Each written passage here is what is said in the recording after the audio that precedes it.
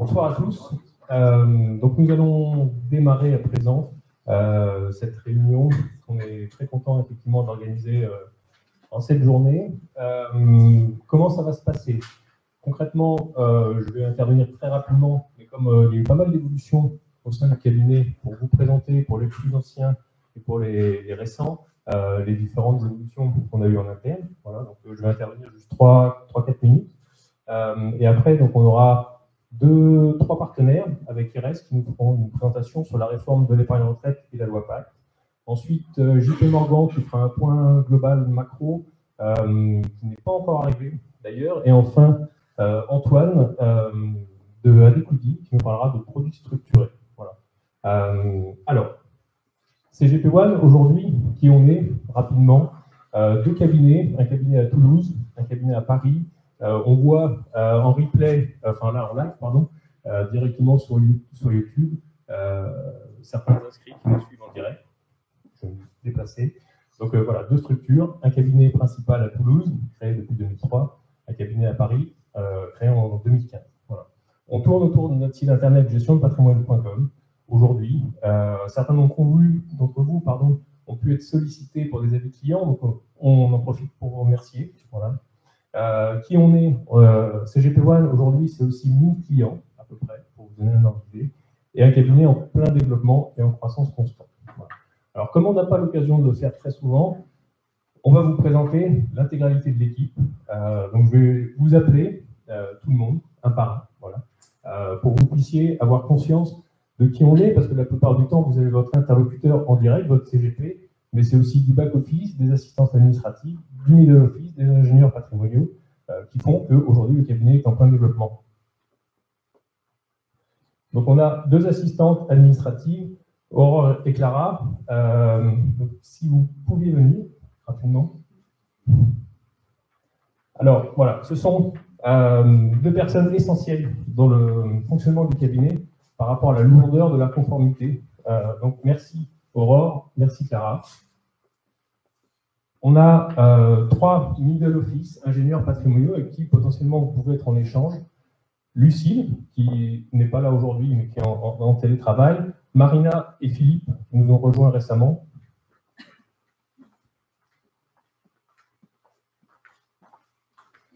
Une équipe web avec Rémi et Morgane, qui s'occupent du site internet pour Rémi et pour Morgane de tout ce qui est web marketing. Sylvie, qui est notre assistante de direction. Bonjour. Nos 5 CGP toulousains, Géraldine, que certains d'entre vous connaissent déjà, puisque c'est Géraldine qui s'occupe des webinaires qu'on fait une fois par mois. Marie-Amélie, qui est grandement responsable de l'organisation de cette réunion. Merci. Philippe, Hervé, Serge et un autre Philippe encore, Serge et Philippe qui nous ont rejoints récemment. Nos 2 CGP parisiens, alors on en a qu'un qui est présent ce soir, Boris.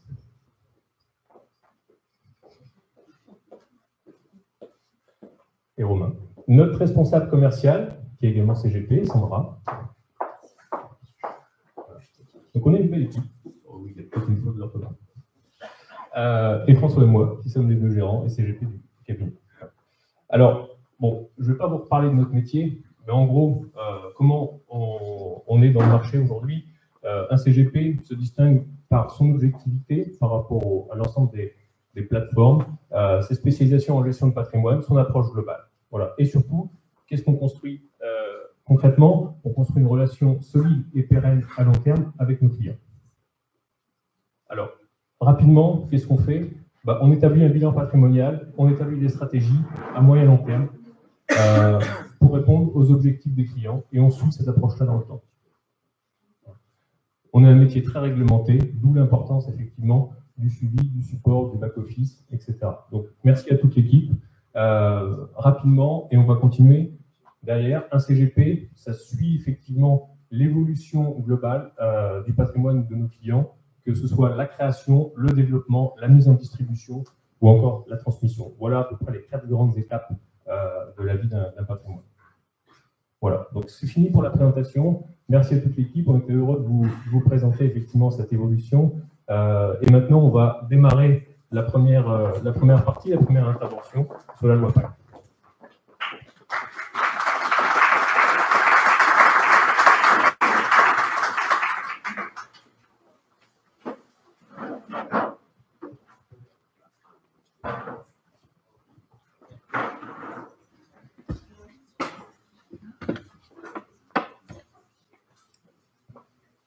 Merci beaucoup. Bonsoir à toutes et à tous. Merci d'avoir trouvé de la place dans votre emploi du temps pour venir avec nous ce soir partager et échanger la vision de CGP One, Pôle Sud et RS sur la loi PACTE et donc les conséquences sur l'axe principal de la retraite individuelle comme collective, mais également sur les dispositifs d'épargne salariale qui peuvent être des outils soit déployés dans vos activités professionnelles, soit des outils auxquels vous réfléchissez. Donc la présentation s'articulera très simplement le produit retraite accessible à toutes et à tous tel que l'a voulu le législateur et la partie plus collective qui sera en fin de présentation sur les dispositifs d'épargne salariale.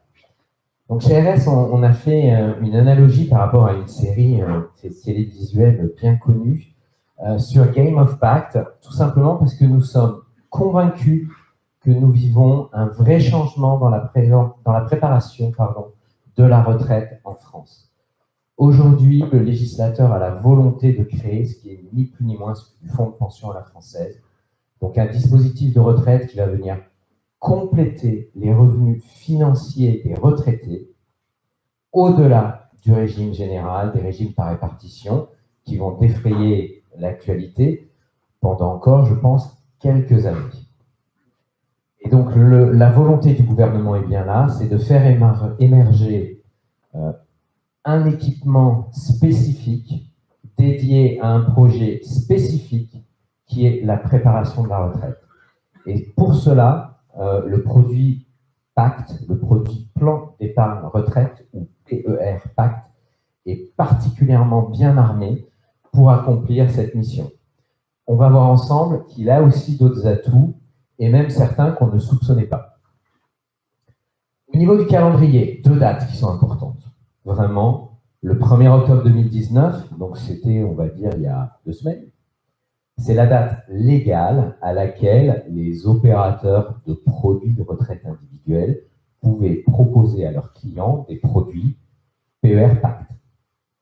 Et puis, il y a le 1er octobre 2020. Un an plus tard, c'est la date à laquelle tous les anciens produits des anciennes générations antérieures aux produits PER PACTE ne pourront plus être souscrits. Alors, ceux qui existent pourront continuer à être utilisés.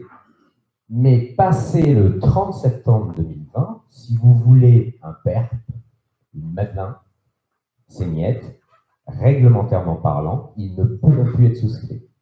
Et les transferts qui pouvaient exister entre ces différents produits ne pourront plus être effectués également à partir de cette date. Le réceptacle universel de transfert sera le fameux produit PER PACTE. À quoi il ressemble? Qu'est-ce qu'a voulu le législateur? 3 maîtres mots.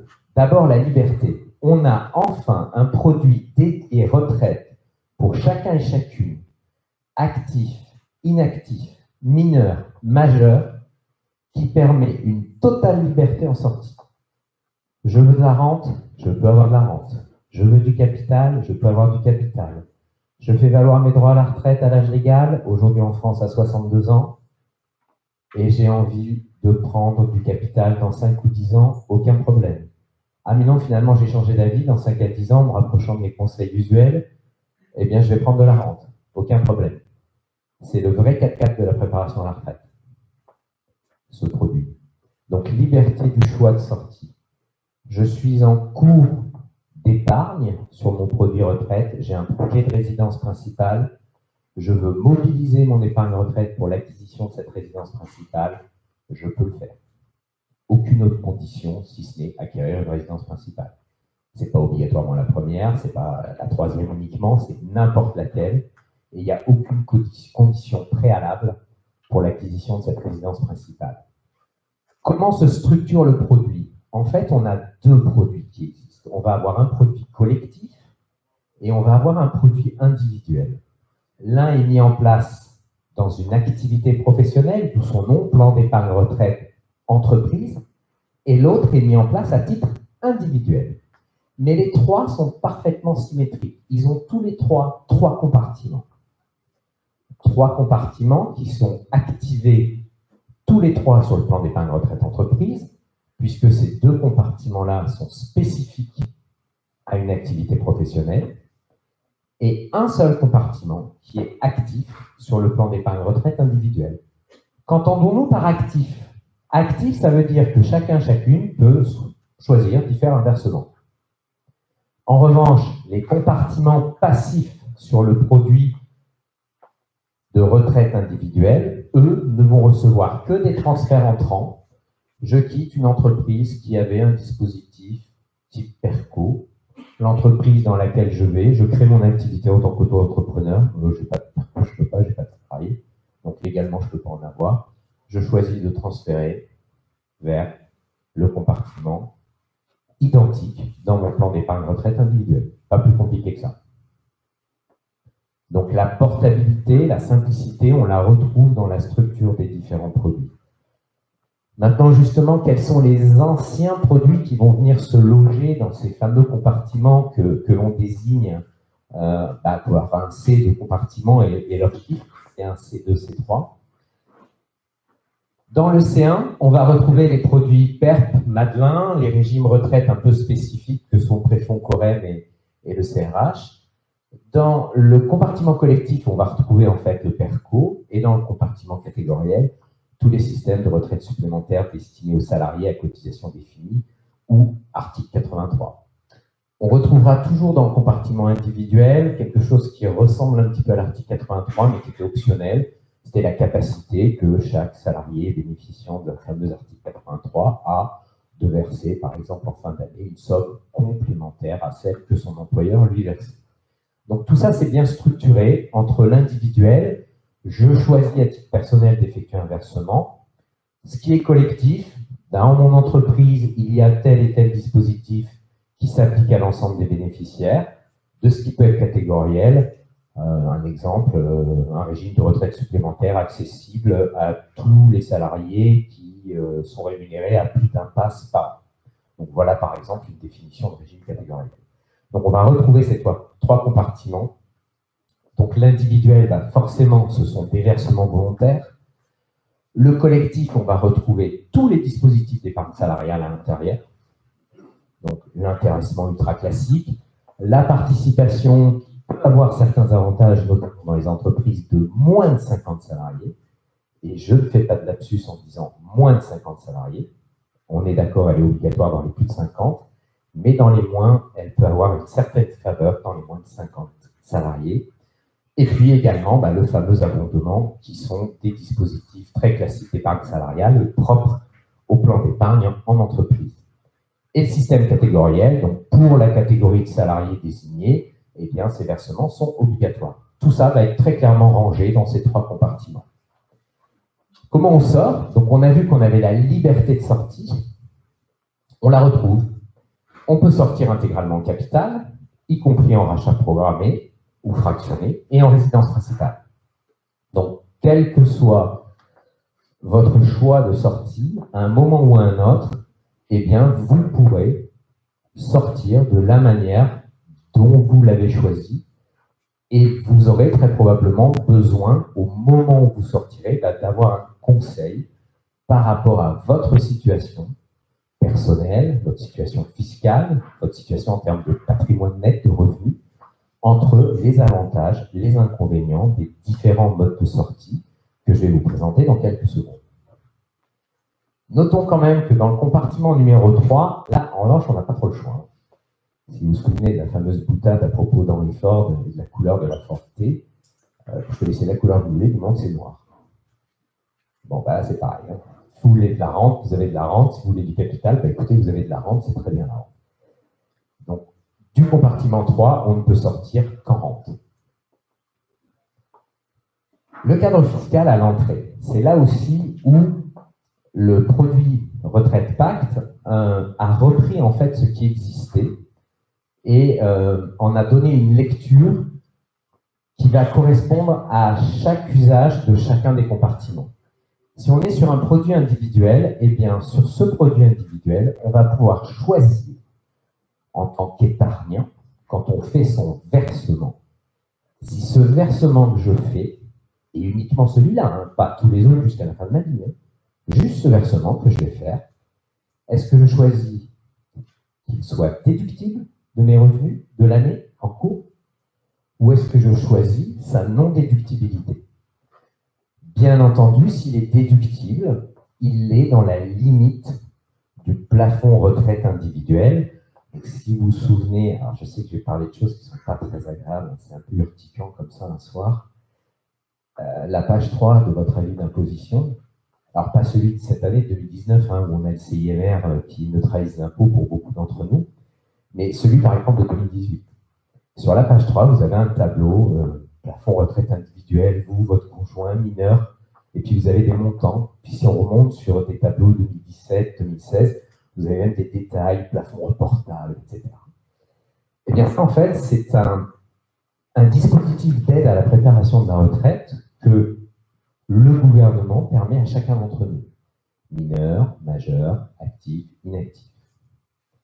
Et donc, dans la limite de ces plafonds, on peut choisir de verser une somme sur une année civile à l'intérieur d'un dispositif retraite, et cette somme viendra en déduction de votre revenu imposable. On va prendre un exemple tout simple, j'ai 5 000 de plafond, je verse 5 000, je gagne 55 000, ma nouvelle assiette de revenu 2019 soumis à l'impôt sur le revenu, c'est 55 moins 5, 50. Donc si j'avais une tranche marginale d'imposition à 30%, par exemple, ben je sais que je gagne 5 000 par 30%, ça vaut 3,15, 1 500 €. Voilà tout simplement comment ça fonctionne. On a également le choix d'effectuer des versements non déductibles. Par exemple, on est au-delà de son plafond retraite, ou on est non imposable, ou très peu imposable. Donc il n'y a peut-être pas un intérêt fondamental à faire un versement déductible. Pour tout le compartiment collectif, on reste strictement sur la fiscalité de l'épargne salariale, qui est une fiscalité ultra avantageuse. Pas d'impôt sur le revenu. Dans les entreprises de moins de 50 salariés, pas de forfait social. C'est la cotisation patron qu'on a sur l'épargne salariale. Et enfin, dans le catégoriel, pas exonération tiers, pour tout ce qui est cotisation obligatoire. Et puis pour l'employeur, il reste une charge patronale. Bonne nouvelle, elle a baissé de 4%. Avant, elle était à 20, maintenant elle est à 7, avec le produit Pacte. Donc voilà à l'entrée sur le produit Pacte, que l'on soit sur un produit où on a accès au compartiment collectif ou strictement individuel, voilà comment ça se passe. Bon, alors on a fait l'entrée, maintenant vous vous doutez qu'on va voir ce qui se passe à la sortie. Tout d'abord, on va prendre la sortie en capital, puisqu'on a deux types de sorties. Soit je peux prendre du capital, soit de la rente, soit je peux éventuellement mixer entre de la rente et du capital. Bon, bah là, le fisc ne nous oublie pas quand on sort. Dites-moi, cher épargnant, quand vous avez versé, vous avez bénéficié d'un avantage fiscal, vous êtes resté épargnant pendant 5, 10, 15, 20 ans, top, vous sortez en capital, je vais vous demander de me rétrocéder votre avantage fiscal. En revanche, je vous demande juste la valeur historique de versement. Je ne vais pas capitaliser ça de l'inflation sur 15 ans en fonction de je ne sais pas trop quel paramètre. Non, je vous demande juste la valeur du capital que vous avez versé, multiplié par votre tranche d'imposition, mais d'aujourd'hui, de retraité. Donc tout l'enjeu en fait, et c'est ce qui nous arrive en fait 9 fois sur 10, on est en situation d'activité, on a un niveau d'imposition qui est là, on devient retraité, on a notre niveau d'imposition qui baisse. Et donc du coup, le fisc va nous demander de lui rétrocéder moins que ce qu'on a pu déduire en situation d'activité. Et c'est là où le dispositif est particulièrement efficace. Et c'est quasiment le cas de chacun ou chacune d'entre nous lorsqu'on est retraité. Et puis sur cette période d'épargne, évidemment, qui dit épargne dit objectif de générer de la plus-value, surtout sur des périodes longues d'épargne. Et là, le discours est extrêmement simple. Sur la plus-value, vous en avez 70% pour vous, 30% pour Bercy. Donc, flat tax. Dans la flat tax, je vous rappelle, il y a 17,2 de prélèvements sociaux, 12,8 d'impôt sur le revenu. Et on a les 30%. Terminé, bonne retraite, à l'année prochaine si vous faites un retrait partiel une fois par an de capital. Donc voilà la sortie en capital pour ce qui est des versements déductibles. Pour les versements non déductibles, on retrouve uniquement la plus-value à 30%, normal. Hein, non déductible à l'entrée, forcément à la sortie, on ne va pas demander un impôt dont on n'a pas bénéficié à l'entrée. Le dispositif collectif, on reste encore dans les avantages de l'épargne salariale. Donc, il n'y a pas d'impôt sur le revenu en sortie. Et sur la plus-value, il n'y a pas de flat tax. Il y a juste des prélèvements sociaux. Donc, grosso modo, par rapport à ça, on gagne 12,8%. Voilà. Le compartiment catégoriel, sorti en capital, je vous le rappelle, prohibido. Pas de possibilité de sortir en capital, donc pas de sujet, puisqu'on ne sort qu'en rente. Maintenant, on va regarder la rente. Sur le compartiment individuel, là, il y a une vraie innovation. On a ce qu'on appelle une rente viagère à titre gratuit pour ce qui est du fiscal. C'est-à-dire que on va prendre le taux d'imposition et puis on va l'appliquer au barème progressif de l'impôt, on va l'appliquer sur le montant de la rente. Et puis, on a aussi des prélèvements sociaux sur le montant de la rente. Et là, le législateur a dit « Ah oui, mais on ne va pas prendre l'intégralité du capital pour les prélèvements sociaux. On va regarder l'âge de la personne qui a demandé la rente la première fois. Et on va appliquer en fait le régime des rentes viagères acquises à titre onéreux. C'est-à-dire que vous avez entre 60 et 69 ans, l'assiette des prélèvements sociaux de cette rente des versements déductibles du plan d'épargne retraite Pacte, ce sera 100 moins votre tranche de dizaine d'âge. Donc là, j'ai demandé la rente la première fois entre 60 et 69 ans. Ma tranche de dizaine d'âge, c'est 60 ans. 100 moins 60, mon assiette de prélèvement sera 40% du montant de la rente. Et ça fait toute la différence par rapport aux autres rentes. On a une assiette de prélèvements sociaux qui est fortement écrasée. Et ça, c'est typique et spécifique au produit PER Pacte. On va avoir une rente viagère à titre onéreux, donc là, avec un abattement total, tant fiscal que social, comme je le décrivais il y a quelques instants, uniquement pour le social de celle-ci, qui va être commun au versement volontaire non déductible et au compartiment épargne salariale. Et là, c'est la classique rente de l'article 83, là, rien n'a bougé, hein. C'était exactement pareil avec les produits Pacte, et le législateur l'a reconduit tel que. Les plafonds, on en parlait rapidement. Le plafond aujourd'hui, chacun, l'enveloppe maxi qu'il peut investir, on va la déterminer par rapport à l'année actuelle. Pour faire simple et mettre tout le monde sur le même pied d'égalité, on prend ce qu'on connaît avec certitude.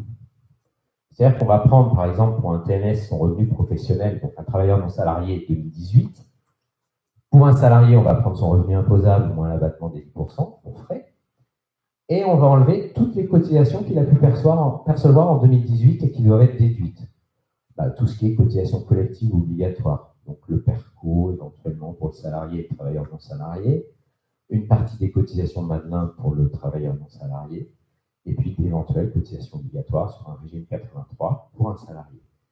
Et donc du coup, ça nous fait notre plafond 2019. Et on a le droit de reprendre les 3 précédents plafonds.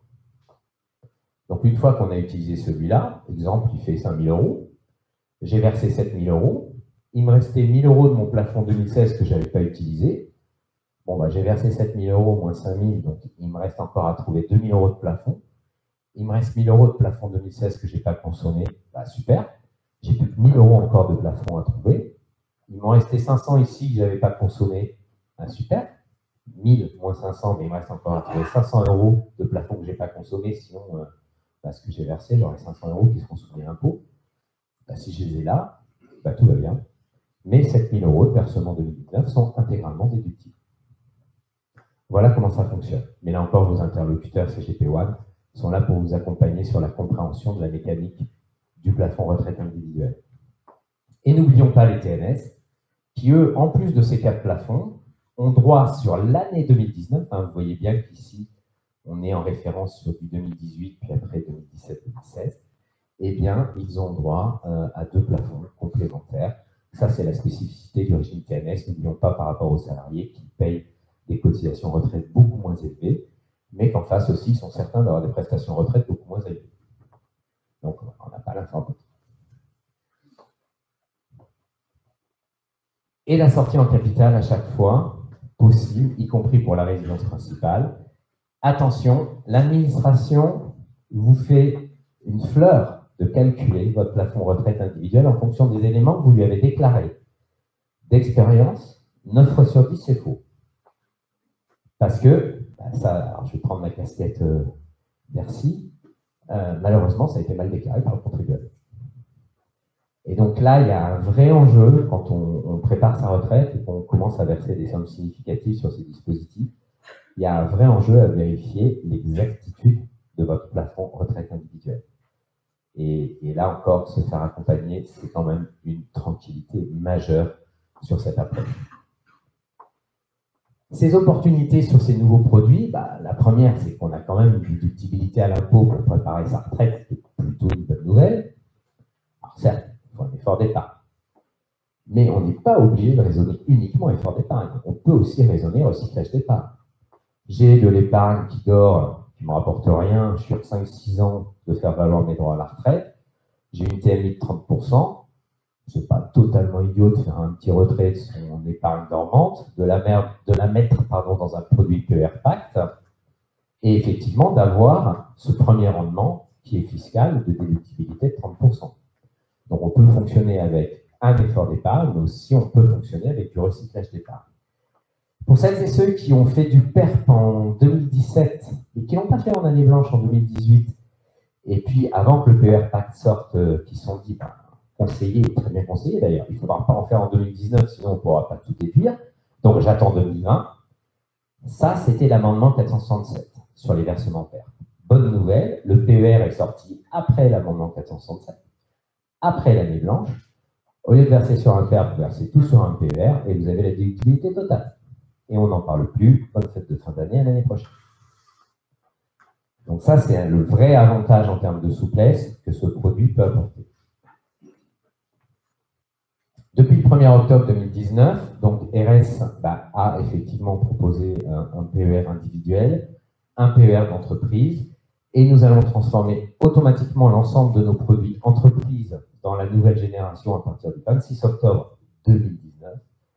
En revanche, pour le produit individuel, donc le fameux PERP, nous allons transformer notre PERP au 1er octobre 2020, automatiquement et sans frais pour nos clients, vers un produit PER individuel. Maintenant, intéressons-nous à d'autres opportunités. C'est tous les salariés qui, un jour ou l'autre, alors ils sont peut-être aujourd'hui TNS ou ils sont encore salariés, ont eu ou ont bénéficié du fameux article 83. Eh bien, ils ont une opportunité, c'est de pouvoir rapatrier cet article 83 auquel ils ne sont plus tenus d'adhérer parce qu'ils ont quitté l'entreprise qui l'avait mis en place. Et je vous rappelle qu'ils ont normalement une sortie uniquement en rente. S'ils font la demande d'un transfert de cet article 83 vers un PERP, à ce moment-là, quand leur PERP va monter dans le PER individuel, ils acquerront pour leur épargne article 83 versé sur ce PERP la possibilité de sortir en capital intégralement et la possibilité d'éventuellement le débloquer pour l'acquisition d'une résidence principale. Ne pas hésiter à vous rapprocher de vos conseils si vous êtes dans ce cas-là. Les dates, on les connaît d'ores et déjà. Je vous ai donné 2 dates importantes en introduction. Il y en a une, c'est le 1er octobre 2020. Ça veut dire que la loi a défini que les transferts doivent être reçus au 1er octobre 2020. Donc, il y a un délai de place de 4 mois pour exécuter un transfert. 30 septembre moins 4 mois, ça nous amène au 31 mai. Donc, il faut faire ça avant le 31 mai 2020 si vous pensez être dans ce cas de figure. Comprendre le PER, le plus simple, c'est de le comparer en mécanique, en mode de fonctionnement, par rapport à un dispositif qu'on connaît toutes et tous, qui est l'assurance vie. Ne nous trompons pas sur notre propos ce soir. Le PER n'a pas vocation à remplacer l'assurance vie. Je serais tenté de dire que l'assurance vie est presque irremplaçable comme enveloppe. C'est une enveloppe court terme, moyen terme, immédiatement disponible. C'est une enveloppe qui peut être nantie parce qu'elle est rachetable. C'est une enveloppe qui peut être démembrée. l'assurance vie a une fonctionnalité extrêmement riche et c'est presque le couteau suisse et la pierre angulaire de toute constitution de patrimoine. Mais l'assurance vie, elle a quelque chose que le PER n'a pas, c'est qu'elle n'est pas optimisée pour la retraite. Alors que le PER, lui, puisque c'est sa raison d'être, c'est ce que je vous ai dit en introduction, le législateur, il a défini un produit qui a un objectif, c'est donner du pouvoir d'achat en redonnant de l'épargne financière à des épargnants en vie, retraités. C'est ça, son cahier des charges, au PER. Et on va voir un petit peu comment ça se passe et on va essayer de comprendre comment se passe dans l'objectif de préparer sa retraite, d'accord? Comment se passe le fonctionnement d'un PER versus un contrat d'assurance vie. La disponibilité immédiate, bien entendu, l'assurance vie coche la case. Le nantissement, le PER n'est pas rachetable, impossible. Sortie en capital à l'échéance, les deux le permettent. L'achat de la résidence principale, les deux le permettent. En revanche, l'assurance vie, quand vous faites un versement sur votre assurance vie, je ne sais pas si vous avez essayé de le déduire de vos revenus imposables, mais je pense que ça n'a jamais marché. C'est non déductible. Je verse, j'ai déjà payé mon impôt dessus, j'ai déjà payé mes charges, enfin, c'est juste non déductible. Le PER, sa grosse force, c'est que dans la limite du plafond retraite individuelle, il est déductible. Enfin, sur le démembrement, l'assurance vie, je peux démembrer facilement l'assurance vie, et surprise, le PER, je peux aussi. Non pas pendant la phase d'acquisition de capital, puisque là, la sortie à terme, elle est clairement datée. Hein. C'est soit je fais valoir mes droits à la retraite, soit j'ai atteint l'âge légal de la retraite. Aujourd'hui, 62 ans en France. Le démembrement, on l'a après. Si je choisis une sortie en capital en rachat partiel, rachat fractionné, là, je peux démembrer, puisque la totalité de l'épargne est disponible. Donc là, il y a un point commun entre l'assurance vie et le PER. Maintenant, faisons un effort d'épargne de 700 € net. Donc d'un côté, j'ai de l'assurance vie, non déductible, donc je verse 700 €, c'est mon effort d'épargne de 700 € net. De l'autre côté, j'ai une tranche d'imposition à 30%. Donc si je verse 1000 € dans mon PER, moins mes 30% d'impôt, ben, moins 300. On est bien d'accord que j'ai bien fait un effort d'épargne net de 700 €. Alors certes, j'ai porté un peu de trésorerie pendant un an, le temps que le fisc nous redonne mes 300 €. On est d'accord aussi. On ne va pas compliquer l'exemple. On a bien investi 1000, mon effort d'épargne net est bien de 700 €. C'est parti, 4% de rendement. On peut discuter après, c'est trop, c'est pas assez. Pendant 10 ans, bah, du coup, j'arrête, je relève les compteurs. 700 € à 4% pendant 10 ans, 1036. 1000 € à 4% pendant 10 ans, 1480. L'effet de levier pacte, il est là. Il est juste là. Il n'y en a pas ailleurs.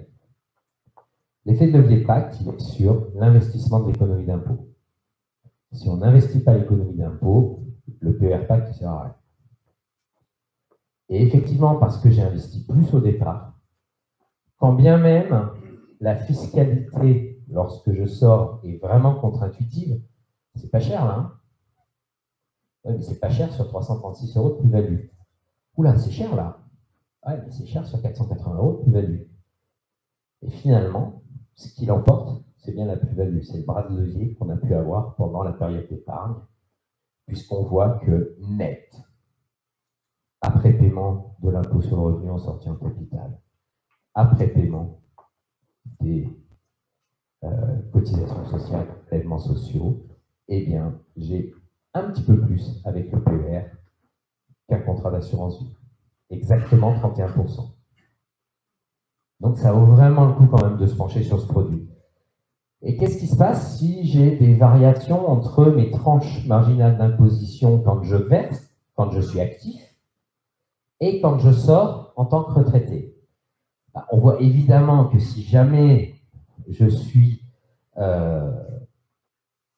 plus fortement imposé en sortie qu'à l'entrée, bah, c'est le gris, ça ne marche pas, quoi. Hein. C'est clair, hein, il n'a pas été fait pour ça. Hein.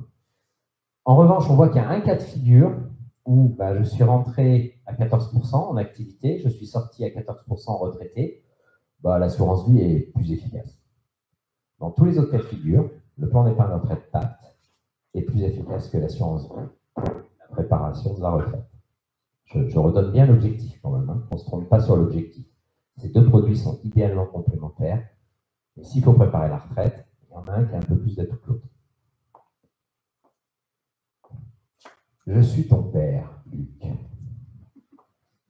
Le PER, il a un truc assez sympa, c'est le déblocage anticipé de l'acquisition de la résidence principale. Chacun d'entre nous, soit qu'on soit grands-parents, soit qu'on soit parents, peut être amené à certains événements de la vie, Noël, un anniversaire, à verser des sous sur le compte d'un enfant, d'un petit enfant, cet enfant étant fiscalement rattaché au moins au foyer fiscal des parents. Quand je vous ai parlé du plafond retraite individuel, j'ai un peu lourdement insisté sur le fait que actifs, inactifs, mineurs, majeurs, on avait tous un plafond retraite individuel. Même les mineurs. Même à partir d'1 an et 1 jour. Ça veut dire que je suis père, mère, je décide de verser 1 000 € sur le PER de mon enfant, ben je l'ai déduit. C'est pour lui. C'est bloqué jusqu'à sa majorité, bien entendu, mais c'est même mieux que ça. C'est bloqué jusqu'à sa majorité pour l'acquisition d'une résidence principale. À 18 ans et demi, il a le bac, ou elle a le bac. Dis donc, papa, il faut vraiment que j'améliore mon niveau d'anglais et aussi mon niveau de surf. Je suis parti en une semaine, pendant 8 mois, pardon. Alors, on n'est pas trop d'accord. C'est quasiment un cas véridique. Hein. Et oui, non, mais avec l'assurance vie, avec le plan d'épargne, mais ça n'a rien coûté. Hein. T'as déjà payé, papa. Donc ça peut être urticant. Là, au moins, le projet, il est clair. Il achète son premier studio, son premier T1 bis, ben voilà, l'épargne, elle est là. Et quand il va sortir, ben, quelle sera sa situation en termes de contribuable? À quelle tranche d'imposition sera-t-il? Une tranche très basse. Ben voilà, il pourrait jouer. Hein. Donc pendant la période d'épargne, ben, vous avez défiscalisé ce que vous versiez sur le compte de votre enfant mineur qui vous est fiscalement rattaché à votre TMI. On va dire 30 minimum pour que ce soit un peu drôle, 41. Et puis, ce qui est aussi très savoureux, c'est la solidarité intergénérationnelle. C'est vos parents qui versent de temps en temps pour votre enfant à vous. Ben, s'ils versent sur le PER, question, qui prend la déductibilité fiscale? Pardon? Eh non, pour une fois, on ne loupe pas une génération. Avec l'augmentation de l'espérance de vie, on a des sauts comme ça entre générations, il y a un patrimoine qui passe d'un niveau 1 à un niveau 3, direct. Et bien là, non. Les grands-parents versent, et ceux qui prennent déductibilité, c'est les parents. Merci papa, merci maman. D'accord? Donc les grands-parents versent 3 000 sur le PER du petit enfant. Les parents auxquels sont fiscalement rattachés le mineur sont à une TMI à 30, ils déduiront 900. Effort d'épargne des parents, c'est comme la TNT, hein. 0. Donc voilà aussi. Alors, on est conscient que c'est un peu dévoyé hein, par rapport à l'objectif de préparer la retraite, mais dans les différents rapports du Conseil d'orientation des retraites, fréquemment consulté par le gouvernement quand il réfléchit sur le sujet, il note que la possession d'une résidence principale est la pierre angulaire de toute préparation à la retraite. Donc, on prend un peu d'avance, on est d'accord, mais on reste un peu dans l'esprit. Voilà, je suis ton père. Combien ça représente? Ben, on vous a fait le calcul. En 2019, par enfant mineur, c'est 15 560 €. Attention en revanche, et là, soyez extrêmement attentifs. Vous devez rester dans le bon usage. Par rapport à votre patrimoine net, par rapport à vos revenus, le versement que vous faites sur le père d'un enfant mineur, que ce soit les grands-parents ou les parents, ce versement doit rester dans le bon d'usage. Rapprochez-vous de vos conseils pour vérifier ce point. Parce que le fisc, s'ils s'amusent à le vérifier, qu'ils ont l'idée que ça ne reste pas dans le bon d'usage, franchement, la douloureuse, après, c'est plutôt à éviter. Deuxième temps sur les produits pactes, comment ceux-ci peuvent-ils être transmis en cas de décès? Puisque la retraite, malheureusement, il faut envisager tous les cas de figure, et quand on parle de retraite, on est quasiment obligé de parler de décès. Qu'est-ce qui se passe? On a pris un cas pour un décès au-delà de 70 ans, en prenant la réglementation qui s'impose, donc pour les férus, l'article 757B, Et on va être dans un régime de droit de mutation à titre gratuit. Et c'est reparti. On refait notre effort d'épargne nette de 700. Donc on investit 1000 avec le PER parce qu'on a les 30% d'avantages fiscaux qui sont investis. Et là, on va un peu plus loin. 20 ans à 4%. Donc forcément, il y a plus de plus-value. Forcément, on a une fiscalité plus light, mais qui s'applique sur une plus-value moins importante. On a en plus des droits de mutation qu'on n'a pas avec l'assurance vie. Mais au final, il en reste quand même un peu plus. Parce que le bras de levier, il est d'abord là, par rapport à ça. On revient sur le premier postulat, le bras de levier du PER, il est d'abord fiscal. C'est l'avantage fiscal que vous avez à l'entrée. Donc on s'est amusé à faire exactement le même calcul en fonction de la tranche marginale d'imposition. C'est pour ça que tout à l'heure, je vous disais qu'en deçà de 30, un PER, il n'a pas un gros intérêt. D'accord? Au-delà de 30, oui. Il a de l'intérêt. Et vous avez l'écart ici en transmission nette par rapport à de l'assurance vie. L'effet de levier PAC, c'est bien entendu l'avantage fiscal, la durée de placement. Et contrairement à ce qu'on pourrait penser en regardant juste les conditions fiscales, soit de transmission, soit de sortie en capital, et bien finalement, bien que ce soit contre-intuitif, ce produit est parfaitement adapté et tient parfaitement la route par rapport à une enveloppe ultra connue et a priori beaucoup plus favorable qu'est l'assurance vie. Mais oui, mais non. Au final, l'assurance vie, pour cet objectif-là de préparation à la retraite, est moins performante que le produit PER. La retraite Madelin, donc ça c'est le spécifique du TNS. L'idée aujourd'hui, c'est que quand je verse sur une Madelin, classiquement, j'ai une efficacité de 60% entre ce que je prends dans le compte de l'entreprise et puis ce que je perçois. C'est logé forcément dans le compartiment 1 parce que c'est un strict produit individuel. Il n'y a que le dirigeant de l'entreprise, statut TNS, qui peut bénéficier de la Madelin. Mais si jamais il peut bénéficier du compartiment collectif, à ce moment-là, on peut raisonner de manière un peu différente en disant, sur le budget qu'on avait vu sur la diapo précédente, finalement, ce budget, je vais le garder, c'est le même, je ne dépense pas un euro de plus, parce que sinon, c'est pas drôle. Mais je vais l'éclater entre le compartiment 1 et le compartiment 2, et je vais voir si je peux avoir plus de 60%. Bon, on fait le calcul.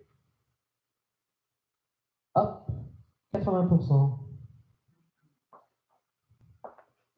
Tout simplement parce qu'on tire parti ici des conditions extrêmement favorables en termes d'impôt sur le revenu et de cotisations sociales, de prélèvements sociaux, de l'épargne salariale. Donc Pacte permet pour un TNS qui fait aujourd'hui un effort d'épargne sur un dispositif Madelin, point. Demain, il fait le même effort d'épargne sur son dispositif Madelin.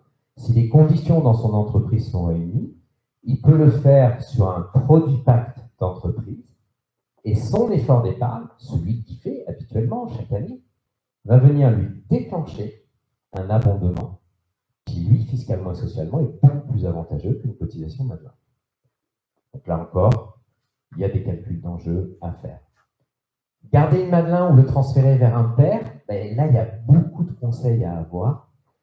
Les principaux objectifs à caractère généraux, parce que c'est vraiment une étude individuelle chaque fois, le premier, c'est la mutualisation possible avec le conjoint. Quand on verse sur une Madelin, tout à l'heure, quand on avait vu le plafond retraite individuelle, on avait vu que le dirigeant TNS, il avait son plafond de l'année en cours pour un ligne. Si on verse sur un produit PER, le dirigeant TNS, non seulement il a son plafond en cours, mais il peut aller récupérer les plafonds des années antérieures, et il peut même mutualiser ses plafonds. Donc là, on a un champ de manœuvre qui est beaucoup plus important. On a aussi la possibilité de désigner comme bénéficiaire son conjoint, et en cas de décès, là, il y a des conditions de transmission du capital constituées pour la retraite qui sont hyper favorables au conjoint ou au partenaire de taxe. Donc, on protège très efficacement le conjoint. On n'est pas sur une rente qui peut être perdue si jamais monsieur et madame décèdent dans un accident de voiture 2 ans après que monsieur ait fait valoir ses droits à la retraite, par exemple, ou madame ait fait valoir ses droits à la retraite en désignant monsieur comme conjoint bénéficiant d'une éventuelle réversion. Là, on quitte le monde de la rente. On est sur un dispositif qui permet une sortie en capital.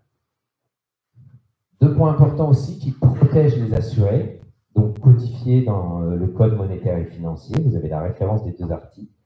C'est l'obligation de conseil à chaque étape de la vie du produit, à la mise en place, à l'utilisation, et je serais tenté de rajouter à la liquidation ou à la sortie. Donc c'est vraiment important, le législateur veut vous protéger et veut pouvoir, en fonction de votre parcours professionnel, ce n'est pas un produit d'épargne de 2-3 ans, quoi, hein, clairement. Pour la majorité des gens, c'est un produit d'épargne qui va les suivre tout au long de leur activité professionnelle, donc pendant plusieurs années. Et à ce moment-là, le législateur a gravé dans le code, en l'occurrence le code monétaire et financier, l'obligation de conseil de l'organisme, de l'interlocuteur, du CGP, qui met en place avec vous ce type de dispositif. Le transfert, dernier produit, hein, individuel, qui peut aller vers le PER, le transfert du PERP, là encore, on a des avantages, tant en termes de fiscalité de la rente, qu'en termes d'accès à la totalité du capital, et même si a priori, quand on sort en capital d'un PERP, on a une fiscalité qui semble plus intéressante d'un PER, sur le long terme, lorsqu'on fait fonctionner le dispositif sur une espérance de vie standard, hein, 79 ans pour les hommes, 84 ans pour vous, mesdames, en prenant sa retraite à 62 ans, on se rend compte que le PER peut distribuer plus de revenus que le dispositif PERP. Se faire bien conseiller, ça représente en fait une interrogation sur ces paramètres-là qu'on retrouve quasiment sur tous les produits retraite, soit la génération avant PER, soit la génération après. Donc c'est des points qui de toute façon vont être regardés avec vous et en fonction de ce que vous souhaitez faire, eh bien, il pourra être décidé soit de rester sur le produit, soit effectivement d'aller sur une nouvelle génération de produits, qui est le produit PER Pacte. Le PER, c'est maintenant, pour ceux qui souhaitent faire des versements de fin d'année hors amendement 467, parce que là, il n'y a pas 36 solutions, le seul véhicule, c'est celui-là. Sinon, effectivement, on ne fait pas de versement, où on n'a que la moitié de la déductibilité. Donc, c'est d'abord l'efficacité fiscale, la sortie en capital, et puis l'innovation RS, c'est je suis ton père, et la réflexion sur la Madelin qui est dopée avec l'abondement lorsque vous êtes dans une activité professionnelle qui permet de mettre en place un dispositif d'épargne salariale. L'épargne salariale Pacte, pour conclure, quelles sont les nouveautés? On peut désormais ouvrir un plan d'épargne retraite dans une activité professionnelle qui a au moins un salarié distinct du dirigeant, sans ouvrir au préalable un plan d'épargne retraite, d'une durée inférieure. Ça, c'est une rénovation, puisque avant la loi Pacte, avant le 1er octobre 2019, c'était impossible. Enfin, n'oublions pas, on l'a vu sur l'aspect fiscal, qu'aujourd'hui, pour une épargne moyen terme ou long terme, la sortie en termes d'impôt sur le revenu, exonération totale, de prélèvements sociaux, seulement 17,2 sur la plus-value. Aujourd'hui, l'épargne salariale, il n'y a pas mieux sur ce critère-là, de prélèvements sociaux fiscaux et d'impôt sur le revenu quand on en sort. Donc ça, c'est toujours quelque chose qui est intéressant à regarder. Du coup, quand on prend 1 000 € pris dans l'entreprise, toujours les charges patronales classiques, les cotisations TNS classiques, tout le monde à 30%. Je prends du bulletin de salaire, net, il me reste 384 €. J'ai payé toutes les charges, patronales, salariales, l'impôt sur le revenu. Il me reste 384 €. Je suis TNS, il me reste la moitié. Je prends de l'épargne salariale sur les mêmes 1000. Comme il n'y a que le CSG-CRDS, il me reste 903. Donc, depuis le 1er janvier 2019, où le forfait social a été supprimé dans les entreprises de moins de 50 salariés, une charge patronale, forcément, un intérêt grandissant pour regarder si un scénario d'épargne salariale est viable dans mon entreprise qui a au moins un salarié distinct du dirigeant. Les principaux changements, vous les avez ici, cette présentation, vous pourrez nous la demander, nous pourrons vous l'envoyer. Donc là, on est sur des points techniques. Je regarde le timing, donc comme je vois que je commence à déraper un petit peu, je vais passer rapidement là-dessus. Les plafonds, ce qui est intéressant, c'est qu'il faut retenir qu'en épargne salariale, on peut monter quand même assez haut. 70 000 € dans certaines configurations, des holdings familiales, des sociétés de conseil très rentables. On peut être à 70 000 € par an par personne, sans impôt sur le revenu. sans charge patronale, seulement CSG-CRDS à 9,7. Donc voilà ce qu'on sait faire avec ce type de dispositif. Et on peut avoir l'accès à une prime pour l'ensemble des salariés, y compris les dirigeants, parce qu'après tout, on n'est pas à l'abri de faire une bonne année. Il faut se le dire, c'est vrai, il faut le souhaiter, qu'on fasse une très belle année dans notre activité professionnelle. Et à ce moment-là, le dirigeant, il peut choisir de distribuer une prime à l'ensemble de ses collaborateurs et à lui-même, au prorata de la rémunération, sachant que lui, bon, il sera quand même plafonné aux salariés les mieux rémunérés dans l'entreprise. Et cette prime, elle sera avec 0% de charge patronale, 0% de charge salariale, CSG-CRDS à 9,7 en revanche pour les bénéficiaires. Et au choix des bénéficiaires, c'est soit du cash, comme une prime normale, et soumis à impôt sur le revenu pour le bénéficiaire, soit alors, si c'est réinvesti dans un plan d'épargne, c'est exonéré d'impôt sur le revenu. Donc ça, c'est la version 2.0 de la prime de bilan. Évidemment, il faut accepter de partager une partie du profit avec l'ensemble des salariés. C'est l'incontournable part salariale voulu par le législateur comme contrepartie. Donc, ce qu'on propose à nos clients, avec l'expert comptable qui les suit, c'est de calculer effectivement qu'est-ce qu'ils ont comme minimum obligatoire à distribuer au titre de cette prime issue de l'application d'une formule, et qu'est-ce qu'ils peuvent choisir au maximum compte tenu de la performance de l'entreprise sur l'exercice qui vient de s'écouler. Et le dirigeant, il choisit librement entre cet incompressible, 2 000 € sur 3 salariés bénéficiaires et moi-même, et si je le souhaite, si ça se justifie, je sais que pour l'exercice qui vient de s'écouler, je peux monter jusqu'à 19 000 €. Et évidemment, ça n'a pas le caractère d'un avantage acquis. Je ne suis pas obligé de faire la même chose l'année prochaine. Si je ne veux rien faire l'année prochaine, je ne fais rien. Ça, ce sont les vertus de la participation dans les entreprises de moins de 50 salariés. Ça se décide avec un formulaire, tout simplement. Votre expert comptable n'oubliera pas, lui, ce formulaire-là. Et puis, c'est terminé. On a fait une décision de mise en paiement de participation. Et pour tout ça, et en transition pour les autres intervenants, n'oublions pas que le temps, lorsqu'on fait un investissement à long terme, est fondamental. Et avec le temps, on se rend compte du comportement de certaines grandes classes d'actifs. Là, on a pris de l'assurance vie en euros, de 1994 à 2018. Et on a pris un truc que tout le monde connaît, le livret A. C'est marrant, c'est un peu symétrique, non? Vous ne trouvez pas, vous? Vu du fond, vous confirmez ou pas? Bon, on va prendre autre chose. Alors là, on est sur une période ultra longue. Hein. Mais justement, c'est juste pour entraîner des réflexions, pour que des questions puissent être posées après. On est sur une période qui est de 1900 à 2018. 2 guerres mondiales, entre autres. Un crack, sûr et certain, 29. Un autre, 2008, 2011, 2018. Des 30 glorieuses. Si on regarde, les actions en Europe, elles ont fait plus 4,2 annualisé sur cette période-là.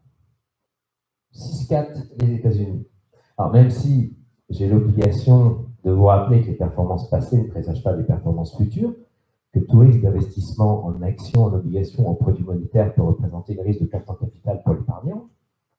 Ça, j'ai l'obligation de vous le rappeler en analysant un tel graphique. Mais quand même, réfléchissons, sur de longues périodes, il y a un vrai gain à pouvoir sélectionner avec un conseil optimum un produit qui répondra et à votre profil de risque, et à votre appétence, et à votre durée de placement. Enfin, le dernier point, restons franco-français quand même. Sur une période qui est 88-2016, durée d'investissement 15 ans, on a pris toutes les valeurs du CAC 40, dividendes réinvestis. Hein. On n'a pas gardé les dividendes, on les a systématiquement réinvestis. Dans 89% des cas, c'est pas 50, hein, 89% des cas, eh bien, on est sorti positif. Et si on regarde la moyenne, au pire, on est sorti à moins 2,1. Au mieux, on est sorti à plus 9,4. Et je suis gentil, je ne vous ai pas commenté la colonne suivante. Donc là aussi, regardons, et votre profil de risque, votre durée d'épargne doit être la véritable grille de lecture avec vos conseils pour déterminer qu'est-ce qui est le plus optimum pour effectivement faire fructifier cette épargne retraite que vous constituez, parce que vous avez du temps devant vous, et plus vous avez du temps devant vous, plus effectivement vous avez un champ des possibles qui est important. Donc nos partenaires dans la gamme RS nous travaillons en architecture ouverte. Donc, ça veut dire que nous avons plusieurs sociétés de gestion qui ont choisi d'être avec nous sur ces produits d'épargne salariale à la retraite. Et là encore, eux-mêmes, nos partenaires conseillers en gestion de patrimoine de CGP One sont vos interlocuteurs pour avoir toute information complémentaire. Merci à toutes et à tous pour votre attention. Et comme je vous l'avais indiqué, pendant le cocktail, n'hésitez pas à nous donner vos cartes de visite, soit à moi-même et Frédéric Hermès, mon collègue qui est là. Frédéric, si tu veux faire un signe, ainsi qu'à vos conseillers de CGP One. Vous pourrez recevoir au format PDF cette présentation.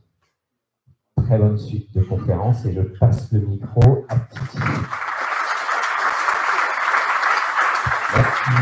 Merci à vous.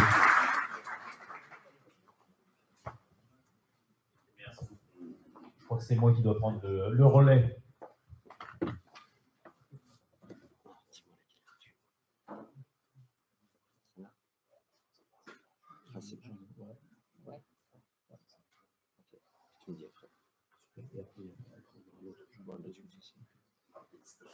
Bon, bonsoir à toutes et à tous. Je vais essayer d'être bref, promis, parce que c'est vrai qu'on est aussi là pour passer une soirée, je crois, c'est ce qu'on m'a dit, hein, c'est ce que l'équipe de CGP One m'a confié, c'est qu'on était là pour passer une soirée conviviale ensemble, et donc peut-être aussi de favoriser les échanges, de répondre à vos questions, et je sais, d'expérience, que c'est plus difficile de poser des questions lorsque l'on est devant une audience plus large, donc eh bien, on sera ravis aussi de prendre vos questions tout à l'heure. Alors ceci étant dit, je ne vais pas tout de suite interrompre ma présentation, je suis ravi parce que mon camarade DRS, en plus, a déjà utilisé des éléments que je comptais partager avec vous. Alors qui suis-je déjà? Moi, je m'appelle Stéphane Bontrou, je suis un partenaire pour mon illustre maison qui est JP Morgan Asset Management de CGP One depuis maintenant de nombreuses années. Et on travaille ensemble notamment sur de la gestion globale. Donc, on est un acteur financier. Alors, peut-être avant de rentrer dans le détail de ce que je souhaitais partager avec vous, puisque c'est un sujet très vaste, très riche, et on a la chance de traiter l'ensemble des marchés mondiaux. Peut-être simplement vous resituer JP Morgan Asset Management dans le paysage, peut-être pour vous dire que, effectivement, qu'est-ce que CGP One a pu trouver chez nous, hein, et pourquoi on est un partenaire historique de ce cabinet. Et puis, revenir avec vous sur quelques principes, mais qui ont déjà été cités. Donc, je pense que c'est bien, on ne s'est pas coordonné, mais c'est quelque part le signe que, en fait, on a les mêmes points de repère, ce qui est quelquefois, quelque part, rassurant, mais aussi qui sont sans doute valides. Et donc, on va revenir sur ces points de repère au long terme du marché, parce que je pense que si c'est intéressant de décrypter l'actualité financière et économique pour investir, et évidemment, le prérequis le plus important, c'est d'abord d'avoir de la méthode et des points de repère long terme, puisque c'est le temps qui est le principal ami de l'investisseur, le principal allié de l'investisseur, et c'est le premier élément qui va vous faire gagner de l'argent, générer de la performance. Et ensuite, bien sûr, on va y adjoindre de la compétence, si on peut le faire, c'est notre métier. Mais en revanche, il faut bien avoir ces éléments en tête.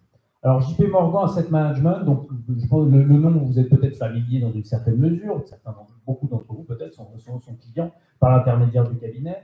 On est une société de gestion américaine qui est la filiale à 100% de JP Morgan Chase. Alors, JP Morgan Chase, notre maison mère, c'est la première banque américaine en termes de capitalisation, en termes d'actifs gérés pour compte de tiers. Une grosse institution, hein, il y a à peu près 385 milliards de capitalisation boursière. Et pour notre part, on gère 1800 milliards d'actifs pour compte de tiers. Donc, ce qui nous place parmi les leaders de la gestion d'actifs dans le monde. Et alors, quelque part, au-delà de la taille des encours, ce qui est intéressant pour vous, je pense que ce sont les moyens que ça nous permet de mobiliser pour vos investissements. C'est ça qui compte. Parce qu'en fait, être gros et médiocre importe peu, ça ne sert pas à grand-chose. En revanche, le fait que on ait des ressources importantes nous permet d'investir et d'avoir les capacités d'intervenir sur les principaux marchés mondiaux. Et donc, d'avoir ces actifs, ça nous permet d'avoir plus de 1300 gérants et analystes partout dans le monde. Hein, ils sont implantés dans plus de 35 pays. Ce qui nous permet d'avoir un maillage, une couverture complète du marché et surtout, au-delà d'être une société de gestion américaine, d'avoir une véritable vision globale. Et c'est ça qui est important dans le monde d'aujourd'hui et surtout dans le monde de demain. Avec le développement qu'on peut connaître, avec notamment l'accélération des flux d'actifs financiers sur des marchés qui peuvent paraître plus exotiques, mais qui sont de plus en plus prégnants, comme le marché chinois auquel on peut tous penser, mais également indien, sur tous les marchés qu'on peut appeler frontières, hein, qui sont autour et dont on parle moins, comme l'Indonésie, qui est quand même un marché colossal, hein, qui pèse en termes de population, qui pèse pratiquement l'Europe, il faut l'avoir en tête. Donc c'est quand même des éléments qui sont très importants et sur lesquels on a la chance, l'opportunité d'avoir une grande antériorité. L'autre élément sur lequel je voulais insister, c'est qu'effectivement, si on peut travailler avec un cabinet comme CGP One, c'est également parce que, en fait, on a des réseaux, comme toutes les grosses banques françaises, on a des réseaux aux États-Unis. Mais en revanche, sur le marché européen, personne n'est obligé de vendre nos produits. On n'a pas de réseau propriétaire, on n'a pas de guichet, donc personne n'est obligé de vendre nos fonds. Et on a à peu près 300 milliards d'actifs sur le marché européen. Ce qui signifie qu'a priori, eh bien, on a des solutions qui sont efficaces pour des investisseurs européens et que personne n'est obligé d'acheter. Hein, donc, on vient nous chercher pour la performance de nos actifs. Et je vous parlais du fait que le fait d'être gros ne doit pas être une excuse pour être médiocre. On a la chance aussi d'avoir 85% de nos encours qui surperforment leurs indices de référence sur longue période, hein, sur un horizon de 10 ans. Donc, c'est quelque chose d'assez marquant. C'est vraiment notre identité qui fait ça, la qualité de notre recherche. Ça, c'est un élément très important pour nous qui fait notre identité. Mais également, ce sur quoi je voulais revenir très brièvement, c'est l'histoire du groupe, parce que je pense que c'est très important. Ce qu'on doit pouvoir vous apporter en tant qu'investisseur financier, je pense que les deux repères importants, c'est les ressources qu'on peut proposer, ça je vous l'ai dit, on a des ressources très importantes, bien évidemment, mais également l'antériorité, l'expérience partagée, la culture d'entreprise. Et ça, c'est quelque chose aussi de très important, et aussi l'ancrage local. Parce qu'on a, j'ai mon camarade qui va intervenir après, qui représente la Société Générale, mais il faut savoir que JP Morgan était présent sur le marché français au moment où la Société Générale s'est créée. Donc on est à peu près dans les mêmes eaux. On est installé en France depuis 152 ans maintenant.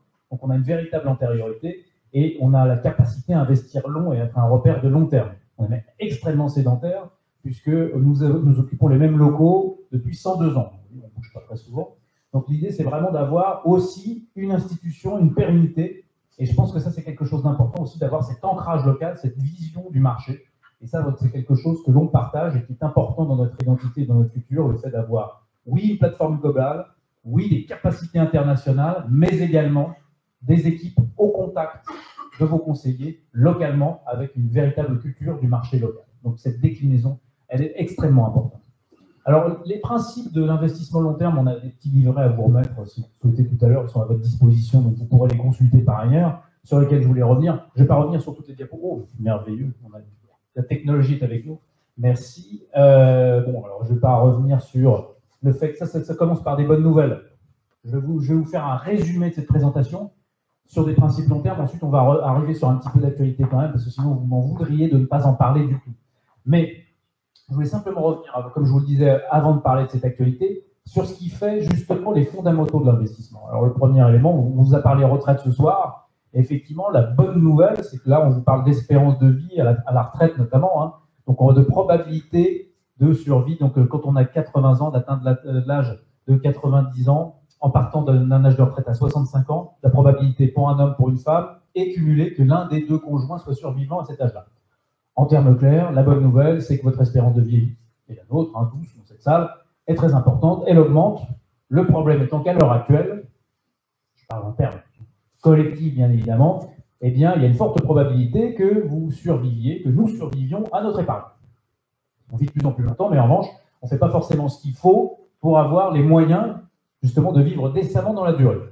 Là, ce sont des points de repère. Je vais attirer votre attention simplement sur la partie droite du graphique. Hein, oubliez le reste, les liquidités qui ne rapportent rien. Je pense que vous lisez la presse, vous le savez, les taux nominaux sont négatifs maintenant en Europe.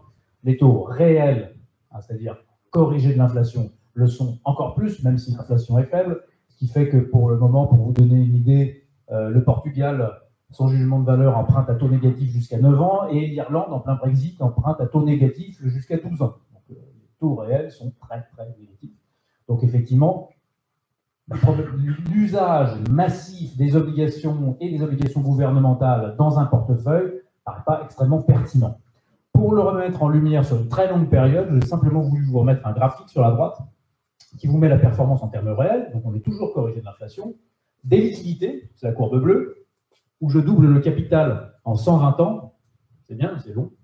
Ensuite, on a les obligations, où là, je fais x12 sur mon capital en 120 ans, et on fait x 1890 sur les actions. Donc, ne pas oublier que si on se place dans une perspective long terme, bien évidemment, l'actif qui va générer le plus de performance, c'est évidemment les actions. Si on zoome sur une période un peu plus courte, hein, depuis le début des années 2000. Qu'est-ce qu'on constate dans ce petit cartouche? Qu'en fait, on fait pratiquement on fait plus de 2 fois la performance normale au sens statistique, c'est-à-dire la performance moyenne sur les obligations. Donc en fait, on a une amplification sur les 20 dernières années de la performance des obligations par rapport à ce qu'elles devraient rapporter, alors même qu'on fait à peu près un peu plus de la moitié de la performance normale à laquelle on pourrait s'attendre sur des actions. Donc là aussi, si je me projette sur une longue période, le diagnostic, quelque part, sans rentrer dans l'actualité, sans rentrer sur des dynamiques de valorisation extrêmement techniques, le constat de bon sens, c'est de se dire, il y a un truc qui n'a pas bien marché dans la dernière période et qui est a priori un peu cher, il y a un truc qui, normalement, est un peu plus attractif. Et c'est vrai que de ce point de vue-là, les médias sont souvent de faux amis.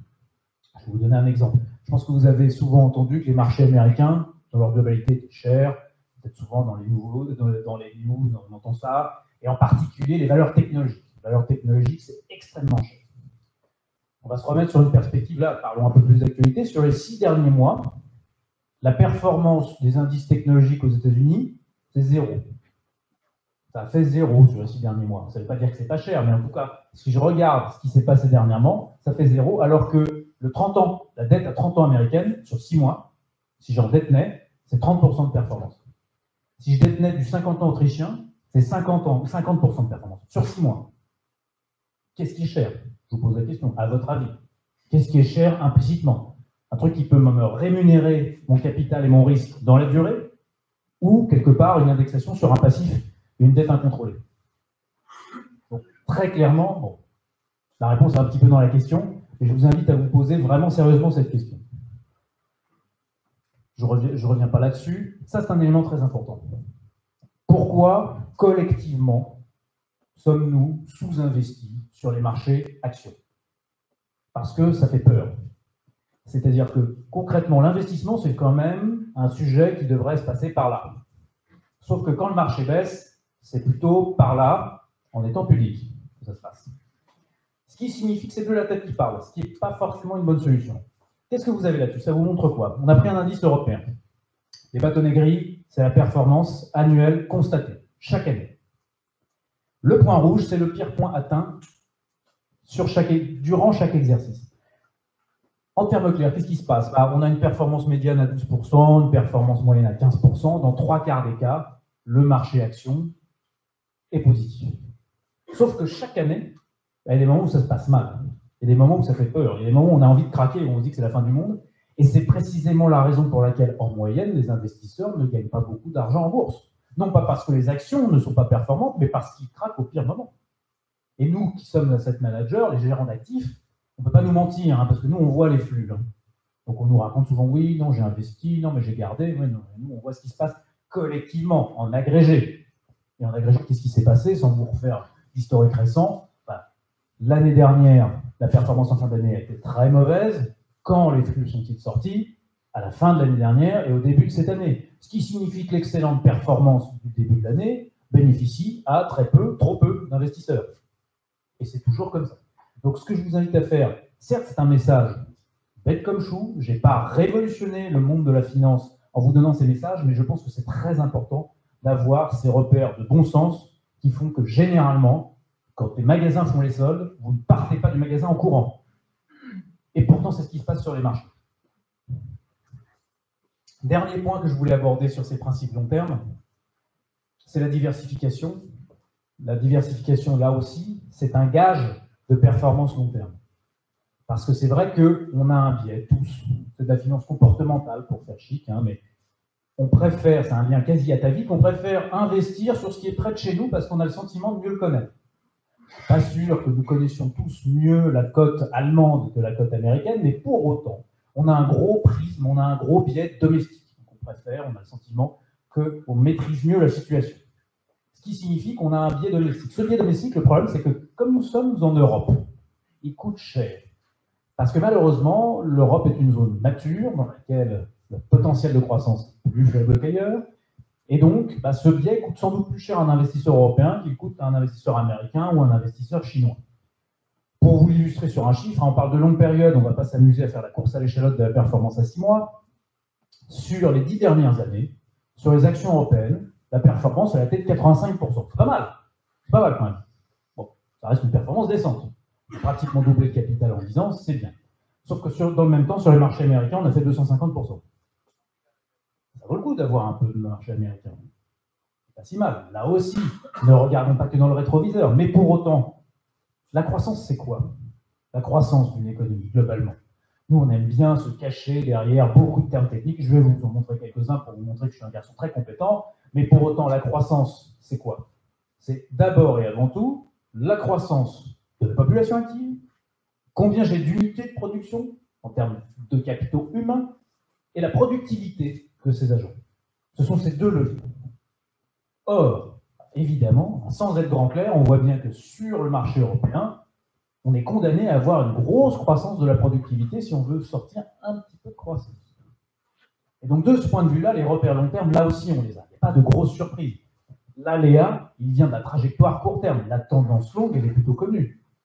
Et donc, de ce point de vue-là, on sait que sur l'investissement stratégique, il va sans doute valoir, c'est-à-dire sur un horizon long terme, favoriser les marchés émergents et au sein des pays développés, les États-Unis, plutôt que l'Europe et le Japon.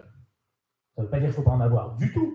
C'est un stock d'investissement intéressant. Il y a des périodes dans lesquelles il y a des retours à la moyenne, ou le fait d'avoir des marchés qui sont décotés, parce que les marchés européens sont moins chers, le marché japonais également. Donc, il peut y avoir des appels d'air, des retours de performance à court terme, mais en tout cas, le fait d'avoir une approche diversifiée sur l'ensemble des actifs mondiaux, et donc d'avoir une assise large, eh bien, c'est le meilleur ami de l'investisseur là aussi, puisque ça permet de ne pas avoir de gros trous dans la raquette, et de mieux traverser les cycles des périodes de mode. Le fait d'avoir, si vous regardez Damien, au-delà d'avoir des couleurs immondes, eh bien, ce qui va vous apprendre, c'est que vous voyez que ce ne sont pas toujours les mêmes couleurs qui sont en haut.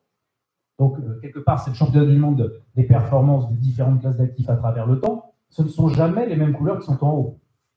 Il y a une alternance. Et en revanche, il y a un truc qui se balade au milieu, qui est gris clair, là, qui ne casse pas des briques, mais qui est un portefeuille diversifié sur l'ensemble de ces classes d'actifs. Et là, pour le coup, je ne vous parle pas d'un fonds, je ne vous parle pas d'un produit, c'est simplement pour la vertu de l'illustration. On a pris toutes les classes d'actifs, on met le même poids, et tous les ans, on se force à être discipliné, comme je vous le disais, c'est-à-dire qu'on fait précisément le contraire de ce qui se passe sur le marché. On rachète un peu de ce qui a le moins bien fonctionné, on vend un peu de ce qui a le mieux fonctionné. Sans affect, sans se dire « non mais ça c'est une super ligne, j'ai gagné beaucoup avec ça, il faut que je la garde ». On est discipliné et méthodique. En faisant cette méthode, eh bien, on arrive à sortir sur les 10 dernières années du 6% pratiquement, on est à 5,80 annualisé, net de 2008. Donc en commençant quand même par un truc pas très sympathique. Donc cette méthode, cette approche globale, elle fonctionne dans la durée, avec un fil rouge. Globalement, la trajectoire long terme, on la connaît, c'est le court terme qu'on maîtrise moins. Et la diversification et l'accompagnement. Parce que bien sûr, les solutions qui vont derrière ces petites briques, c'est plus compliqué de les trouver tout seul. Et c'est là que vous avez besoin d'un chef d'orchestre qui va vous accompagner sur le poids de telle et telle classe d'actifs. Mais en tout cas, avoir en tête cette méthode long terme sur une diversification, c'est très important pour générer de la performance, on va dire patrimoniale, c'est-à-dire construite dans la durée, la plus régulière possible, la plus homogène possible. Alors, maintenant que j'ai fini sur ces points de repère, je vais respirer un instant, je vais essayer, et je vais ouvrir l'autre présentation dont je voulais vous parler, qui est un peu plus conjoncturelle et qui parle un petit peu plus de produits. Là, c'est le moment où mes camarades s'étouffent en se disant « mais il en a encore pour combien de temps ?» Rassurez-vous, je serai bref le plus possible. Alors là, c'est plus pour vous donner la trajectoire court terme. Qu'est-ce que c'est que ce tableau? Vous allez dire, les garçons sont obsédés par les couleurs étranges. En fait, c'est simplement la dynamique de croissance. C'est-à-dire que la croissance, c'est ce qu'on commande. Pourquoi on la commande tant? Parce que c'est le fuel, c'est le moteur de ce qui va générer de la performance. Globalement, qu'est-ce qu'on va chercher quand on achète une action, quand on achète un actif? On va chercher de la croissance bénéficiaire, une augmentation des résultats. Or, en général, bien sûr, les résultats des entreprises sont directement indexés à la croissance de la zone dans laquelle elles opèrent. La croissance, en revanche, c'est un indicateur qui est constaté. On mesure le PIB a posteriori. Donc, pour essayer d'avoir une idée de ce qui pourrait être demain, puisque en tant qu'investisseur, nous, ce qui nous intéresse, ce n'est pas hier, c'est plutôt demain, eh bien, on fait des enquêtes. Donc là, il s'agit de ce qu'on appelle des PMI. Vous entendez peut-être le nom de temps en temps à la radio ou à la télé. Ce sont en fait des enquêtes d'opinion auprès de directeurs d'achat pour savoir quels sont, sur différents critères, la trajectoire que pourrait avoir la croissance dans les mois et les trimestres à venir. C'est calculé mensuellement. Et en fait, quand ça se lit comment? Au-dessus de 50, on est dans un cycle d'expansion, on est en amélioration de la conjoncture économique. En dessous de 50, on est en dégradation de la conjoncture économique. Qu'est-ce qu'on voit à l'heure actuelle? Eh bien, dans le monde, on est légèrement en dessous de 50. Donc, effectivement, ce dont vous entendez parler en ce moment, dégradation du cycle, de crainte, de tension, eh bien, en fait, c'est clairement la conséquence des échanges un peu houleux entre deux blocs que sont la Chine et les États-Unis sur le commerce international. La contraction du commerce international dans les derniers mois, les derniers trimestres, a commencé à peser sur la trajectoire de croissance. On est encore dans un territoire de croissance, sans vous assommer de chiffres. On estime qu'on devrait être à 2,3% de croissance aux US, 1,1% en zone euro, donc on est encore en territoire positif, mais en revanche, on a un affaissement de cette croissance.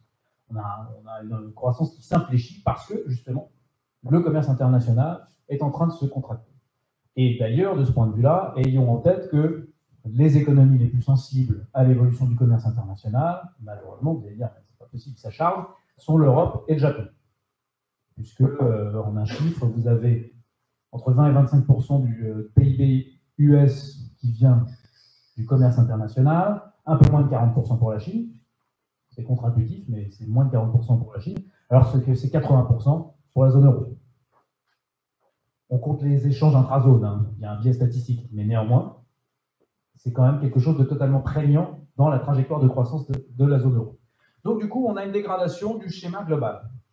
Est-ce que c'est une calamité en soi? Pas nécessairement. Alors bon, il faut quand même faire le point. Hein. C'est-à-dire que là, on a quelque part quelques indicateurs que l'on suit. Hein. On en suit de très nombreux. Là, on a fait une petite synthèse sur les indicateurs qui nous paraissent les plus importants et sur leur niveau à l'heure actuelle. Donc on voit que sur la partie macro, oui, c'est vrai, c'est en dégradation. Ceci étant dit, il faut avoir en tête que les 10 dernières années, les performances que je vous indiquais, hein, 250% sur les États-Unis, par exemple, eh bien, sont faites dans un moment, certes, de croissance, mais de croissance extrêmement modérée. C'est-à-dire que si on a eu un cycle de performance qui a été extrêmement attractif, on a eu en revanche un cycle de croissance qui, s'il est extrêmement long maintenant, hein, puisqu'il a plus de 10 ans, il est extrêmement mature, mais en revanche, dans son amplitude, il est extrêmement modeste. Les niveaux de croissance constatés post-crise de 2008 ont été assez faibles en réalité. Donc, qu'est-ce qui fait cette performance, ce différentiel de performance? Et ce qui prime aujourd'hui dans le marché, un élément important à comprendre, c'est les injections de capitaux qui ont été faites par les banques centrales. C'est-à-dire que le fait que les banques centrales aient très clairement, alors, comme on dit communément, fait tourner la planche à billets, mais en tout cas augmenter la taille de leur bilan, injecter directement des liquidités en achetant des actifs directement sur le marché, ce qui est quelque chose de non conventionnel. Les banques centrales ne faisaient pas ça historiquement, elles utilisaient des taux directeurs pour donner de l'orientation des taux. Là, comme ce n'était pas suffisant pour régénérer de l'inflation, et ça n'est toujours pas, hein, c'est pour ça qu'on est encore en taux négatif, eh bien, en plus de ça, elles ont acheté directement des actifs pour pousser quelque part des taux dans un territoire négatif pour orienter l'épargne et l'investissement sur des actifs réels et justement sur des investissements productifs. Pour désinciter, en fait, dissuader les investisseurs de garder du cash. Pour le moment, ça ne marche pas trop.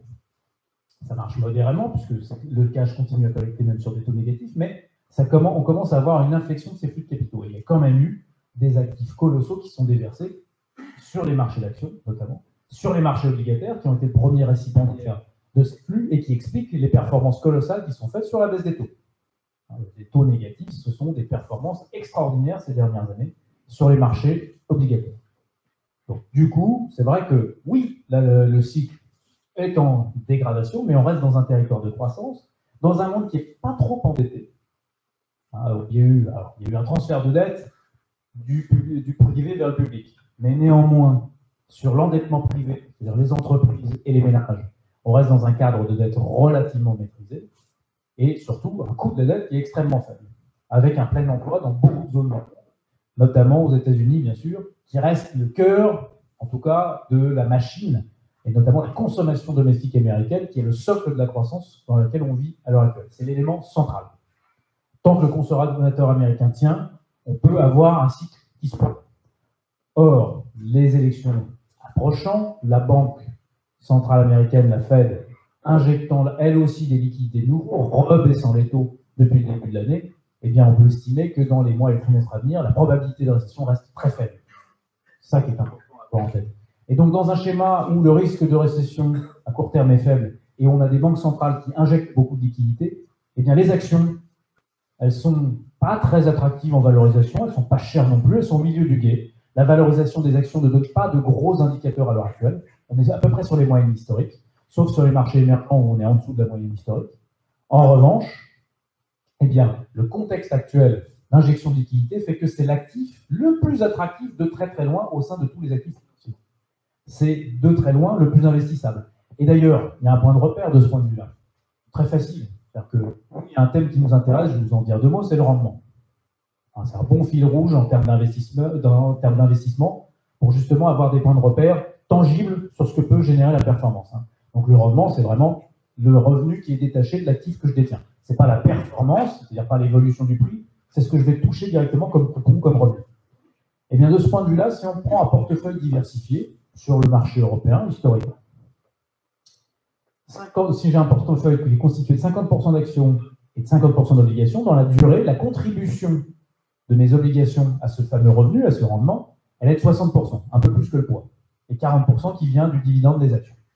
C'est ça l'historique. La moyenne historique, c'est ça. Aujourd'hui, sur ce même portefeuille 50-50, l'évolution des taux négatifs, c'est quoi concrètement? C'est que dans mon portefeuille 50% actions, 50% obligations en Europe, la contribution des actions au revenu, c'est 100%. Tout mon revenu, l'intégralité de mon revenu vient des actions. Il n'y a plus que ça qui me rapporte de l'argent concrètement en coupon, en réel. Et donc, c'est la raison pour laquelle ça pousse très naturellement à l'investissement action en suivant cette méthode. Ça peut être un bon fil rouge que de se placer sur le thème du rendement. Alors, j'ai parlé de tout ça. Pour nous, le rendement, ça se décline sur un produit qui s'appelle Global Income, qui est aux côtés de Global Macro Opportunities, dont vous avez déjà peut-être parlé, qui lui a pour objectif d'accompagner la prise de risque sur les actions. C'est une méthode assez complexe, mais qui nous permet d'avoir quelque chose qui bouge différemment. Parce qu'en gros, si vous voulez, pour nous, il y a toute une partie du monde investissable qui ne l'est plus. C'est-à-dire que historiquement, les obligations, on s'en sert pour quoi? Pour amortir le choc sur les actions. Et quand on combine les deux, ça fonctionne bien. Sauf qu'à l'heure actuelle, comme les taux sont à zéro, eh bien, on est rémunéré que pour le risque qui est lié à l'émetteur. Et le risque qui est lié à l'émetteur, il bouge dans le même sens que le risque action.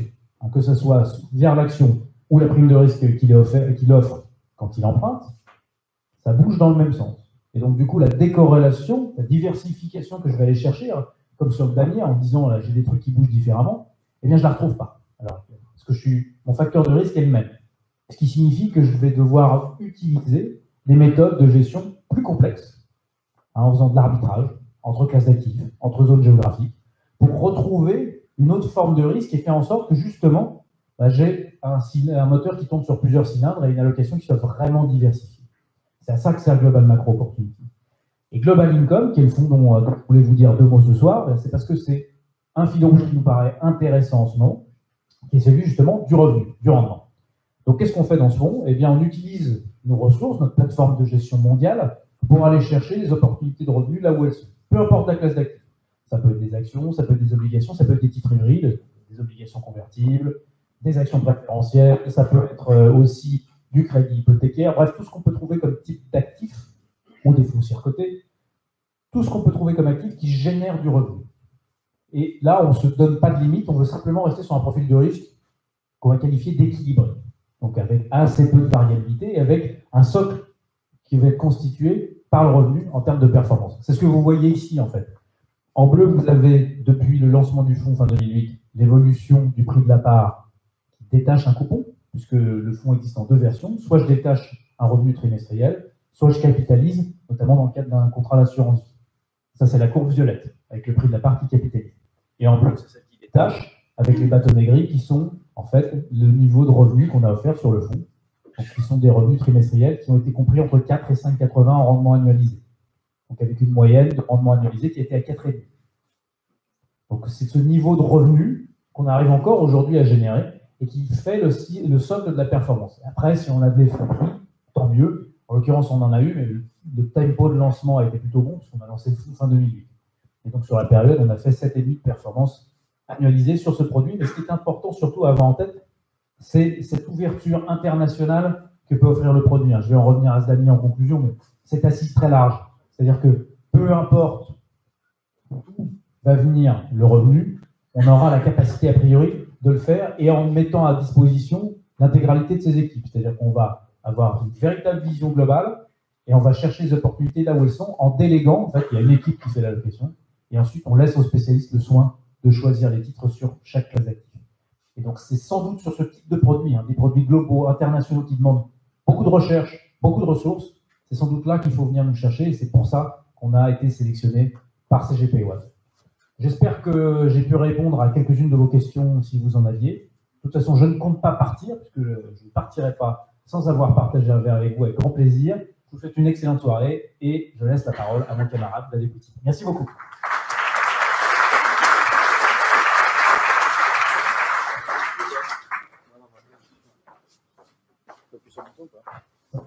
Bonsoir à toutes et à tous. J'espère que vous allez bien et que vous avez encore un petit peu d'énergie après ces deux présentations bien fournies en informations. Je vais essayer de faire court, simple et concis pour qu'on puisse aller tous profiter du petit verre après. Je me présente, moi, Antoine Legac, donc je représente l'équipe Avec Petit, donc l'équipe spécialisée dans la mise en place de produits structurés pour la salle de marché de la Société Générale. Et donc on met en place ces produits d'investissement sur mesure en collaboration avec les partenaires CGP, donc pour que vous puissiez investir sur des solutions assez différenciantes et décorrélées dans des marchés parfois un peu complexes à appréhender. Vous m'entendez bien avec le micro? Je prends un petit souci. Bon, n'hésitez pas à m'intervenir, en tout cas si ce n'est pas très clair, ou à bien me solliciter après autour d'un verre. L'idée aujourd'hui, c'est vraiment de vous présenter très rapidement qui on est, comment on travaille, pas rentrer dans les détails. Je vais vous faire également un petit teasing sur un produit qu'on vient de mettre en place donc avec Philippe et le cabinet CGP One exclusivement pour vous. Donc un produit vraiment sur mesure qui répond vraiment à une problématique d'investissement pertinente dans le contexte de marché actuel. Et après, je vous ferai un petit zoom sur un exemple de produit structuré qu'on peut proposer pour de la trésorerie d'entreprise. Parce que oui, on n'y pense pas forcément, mais c'est également adapté à des problématiques de gestion de trésorerie à moyen ou à long terme. Bon, pour ce qui est d'Adéquity, bon, j'ai déjà dit un petit peu en préambule, nous on est exclusivement une marque de la salle des marchés de la Société Générale. On ne sait faire qu'une chose, c'est structurer les produits et les mettre à disposition des investisseurs. Donc l'idée, c'est qu'on travaille avec notre ingénierie, le département de trading, etc., avec nos collaborateurs CGP, sur des solutions qui répondent vraiment à des problématiques d'investissement qui soient propres à chacun, à la vision de chacun et aux problématiques de chacun, et vraiment adaptées et pertinentes dans un contexte de marché. Voilà, l'idée, quand on a des marchés un petit peu difficiles à appréhender, c'est pas forcément d'aller mettre des produits très très risqués, mais peut-être de travailler sur des produits plus défensifs avec une visibilité, un horizon bien défini, un rendement bien défini, etc. etc. Donc voilà, donc nous on a cette richesse, c'est de travailler sur une classe d'actifs que je compare souvent à une pâte à modeler qui se structure en fait avec différentes solutions d'investissement qui existent déjà et qui va nous permettre de définir une formule avec un rendement connu à l'avance, un risque connu à l'avance et de la visibilité. Voilà, je vous passe un petit peu les détails. Vous avez la belle tête de mes collaborateurs, mais c'est peut-être pas très intéressant pour ce soir. Pour ce qui est de l'étude de marché, je vais pas trop rentrer en détail. Je pense que vous avez déjà reçu pas mal d'informations sur ces points-là. Mais pour rebondir un petit peu sur les dires de mes précédents orateurs, voilà, vous avez un petit peu le contexte actuel qui est assez complexe et qui est surtout nouveau par rapport à ce qu'on a pu connaître dans des dernières années, voire dernières décennies, avec des produits et des taux historiquement bas, des marchés actions qui peuvent être un petit peu hauts pour certains. Dans les faits, on ne sait pas vraiment. Je pense que plus que jamais, personne ne sait où sera le marché dans les prochains mois, mais en tout cas, il peut paraître assez difficile à appréhender, surtout à court terme, comme l'a bien dit Stéphane. Donc voilà. Nous, dans ce contexte actuel, l'idée, c'est vraiment de trouver des solutions différenciantes. Donc l'idée, c'est pas de se substituer aux autres solutions que vous avez pu entendre avant, mais c'est vraiment de proposer quelque chose de décorrélé et de différenciant. Voilà. Vous pouvez toujours continuer de travailler avec des produits de GP, mais il est intéressant de se diversifier, de proposer des solutions un peu différentes pour générer de la performance via d'autres manières. Je passe un petit peu tout ça. Donc voilà, on revient un petit peu sur les taux historiquement bas. Pour ce qui est du zoom sur les produits structurés, donc globalement, c'est un marché assez profond. Aujourd'hui, nous, on émet à l'échelle salle de marché Société Générale pour le marché français plus de 2 milliards de produits par mois. Donc c'est assez énorme en termes de volume. Pour vous donner quelques chiffres, sur les 10 dernières années, seulement 5% des produits émis ont subi une perte en capital. On voit globalement le rendement moyen des 10 dernières années avoisine quasiment les 6%, et que c'est plutôt une tendance haussière puisque sur les produits, peut-être que vous avez l'habitude d'entendre, qu'on appelle des produits autocall, désolé pour la barbarie et l'anglicisme, c'est des produits avec des maturités variables, on voit que le rendement est plutôt supérieur à 6%. En bref, pour résumer ce qu'est un produit structuré, c'est surtout aussi la valeur ajoutée dans les contextes actuels où chacun a un petit peu peur, comme le disait tout à l'heure Stéphane. C'est des produits où on a pas mal de visibilité. On a une durée d'investissement qui est connue à l'avance, on a un moteur de performance qui est bien défini, un indice, une action. On a un rendement qui est connu à l'avance, souvent conditionné. On peut percevoir par exemple 9% par an, si et seulement si une condition est réunie à une date donnée. On a un capital qui est explicitement protégé à une date donnée. Par exemple, aucune perte en capital tant que le marché n'a pas perdu 50% de sa valeur actuelle. Et voilà. Tout ça, c'est une classe d'actifs. Ça nous permet de proposer des solutions, entre guillemets, sans surprise, où on est un petit peu en avant toutes les informations en amont de l'investissement. Pour rentrer un petit peu plus dans le vif du sujet, comme je l'ai dit tout à l'heure, on a émis récemment une solution exclusivement sur mesure pour vous, donc pour le cabinet CGP One, dernièrement. C'est une solution qui sera davantage communiquée dans les prochaines semaines, vu qu'elle est encore en cours il y a encore des petits détails à peaufiner, notamment sur la documentation et sur l'aspect réglementaire, mais c'est une question de jour. L'idée de cette solution, donc au nom un petit peu barbare, Athéna décembre 2019, c'est d'avoir un produit sur lequel on investit avec une durée maximum de 10 ans. Donc c'est des produits avec des maturités variables. Je ne sais pas si vous avez déjà travaillé un petit peu sur ce type de support. Donc les produits durent maximum 10 ans, peuvent s'arrêter au bout d'un an. Et entre cette première année et cette 10e année, on a des dates de rendez-vous où si on répond à certaines conditions, le produit s'arrête, on restitue le capital majoré d'un rendement défini à l'avance. L'idée sur cette solution, on travaille donc sur un indice européen qui répond en plus à une thématique ISR, donc investissement socialement responsable, un peu des thématiques tendances sur lesquelles on a beaucoup de demandes aujourd'hui et qui rendent ces moteurs de performance mécaniquement plus efficaces et performants. Comme vous l'avez bien dit Stéphane tout à l'heure, s'il y a de la demande, généralement, ça permet aussi de générer de la performance. Donc sur cette solution, pour reprendre un petit peu ma slide de tout à l'heure, on a un rendement, un niveau de protection du capital qui est bien défini. C'est seulement en année 10, tant que le marché n'a pas perdu 40% de sa valeur, votre capital est entièrement restitué. On a un objectif de rendement qui est connu à l'avance. L'objectif, c'est 9% par an. Et on a des dates de rendez-vous. Donc à partir de la fin de la première année de l'investissement, on va se donner rendez-vous chaque mois et on va réobserver ce même indice qu'on aura donc observé en décembre 2019. Et dès que, à une de ces photos mensuelles, on va reconnaître le niveau observé en décembre 2019, le produit va s'arrêter, on restitue le capital investi, majoré d'un coupon de 9%. Donc vous l'aurez compris, si on prend une photo en décembre 2019 et qu'arrive en décembre 2020, le marché est stable ou en hausse, le produit s'arrête, on vous rend 109. Si toutefois le marché est en baisse, rendez-vous en janvier 2021, en février 2021, en mars, etc., jusqu'à ce qu'on retrouve un niveau de marché similaire à celui observé en décembre 2019. Et à ce moment-là, le coupon est de mémoire, c'est-à-dire que si on sort au bout d'un an, on touche 109, si on sort au bout de 2 ans, on touche 118, si on sort au bout de 61 mois, on touche 145,75, etc., etc. Vous avez compris l'idée. Donc c'est la force de ces supports, c'est qu'ils peuvent appréhender les secousses de marché. On ne sait pas ce que fera le marché demain, mais on sait que sur les 10 ans à venir, comme l'a dit tout à l'heure Stéphane, le marché action sur du long terme, quand on achète du temps, il finit par être performant. Donc là, l'idée, c'est qu'on ne sait pas quand est-ce que le produit va précisément payer, mais on sait que le temps passé à attendre devrait être rémunéré. En tout cas, nous, c'est tout ce qu'on souhaite et c'est comme ça qu'on travaille les formules pour qu'elles soient pertinentes dans les marchés qui nous attendent. Donc voilà un petit peu pour cette solution. Je ne vous en dis pas plus. Je vous invite après à vous retourner vers vos conseillers dans les semaines à venir qui vous parleront davantage de cette solution. Petit vue maintenant sur un exemple de produit adapté à la trésorerie d'entreprise. L'idée, c'est vraiment de vous montrer un exemple et surtout de vous dire qu'on peut travailler sur cette problématique-là, puisqu'aujourd'hui, il y a autant de solutions qui existent de problématiques d'investissement, que ce soit pour des sociétés commerciales comme des organismes à but non lucratif ou quoi que ce soit, pour des objectifs d'investissement à moyen terme, long terme, etc. Donc, je ne vais pas vous faire un récital de produits. Là-dessus, je vous invite vraiment à interroger vos différents conseillers qui seront qui sont bien accompagnés, qui sauront vers qui se tourner pour vous fournir les réponses pertinentes en fonction des projets.